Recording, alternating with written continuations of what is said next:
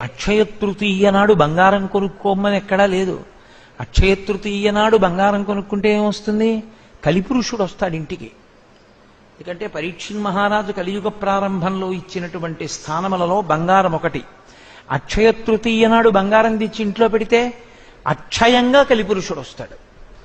అక్షయ తృతీయ నాడు సజల భాండమును దానం చేస్తే ఏదో కొడుకు చెయ్యాలని లేకపోతే ఇంకోడు చెయ్యాలని నువ్వు తాపత్రయపడక్కర్లేదు.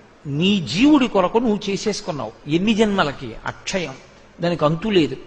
అందుకే అక్షయ తృతీయ తప్పకుండా చేసుకోమని చెప్పారు. కొన్ని తప్పకుండా రోజు ఇవ్వవలసినవి కొన్ని ఉన్నాయి. చక్కగా తన భార్య తీసిన చందనాన్ని ఆ ఎవరు దానం పుచ్చుకుంటున్నారో ఆయన యొక్క శరీరమునకు అలదుతారు. అలది ఒక గొడుగు పడతారు. పట్టి ఆ గొడుగు ఆయనకి దానం ఇస్తారు. ఆయనకి చెప్పులు తీసుకొచ్చి ఆ చెప్పులు ఆయనకి దానం ఇవ్వాలి. నీకు అవకాశం ఉంటే నవధాన్యములను కూడా ఇవ్వవచ్చు. ఒక్క శనగలో ఒక్క కందులో కాదు, ఇస్తే నవధాన్యములను ఇవ్వాలి. అథవా చెప్పులు గొడుగు తప్పకుండా ఇస్తారు. అన్ని దేవాలయాలలోనూ అక్షయ తృతీయ నాడు పరమేశ్వరుడికి తెల్లటి బట్ట కట్టాలని, తెల్లటి బట్టతో దర్శనమిస్తాడు. ఆ రోజు నువ్వు ఏది ఇస్తున్నావో అది నీ జీవుడికి అనంతమై పడిపోతుంది ఖాతాలో. అది నువ్వు పొందడానికి అర్హత పొందుతావు.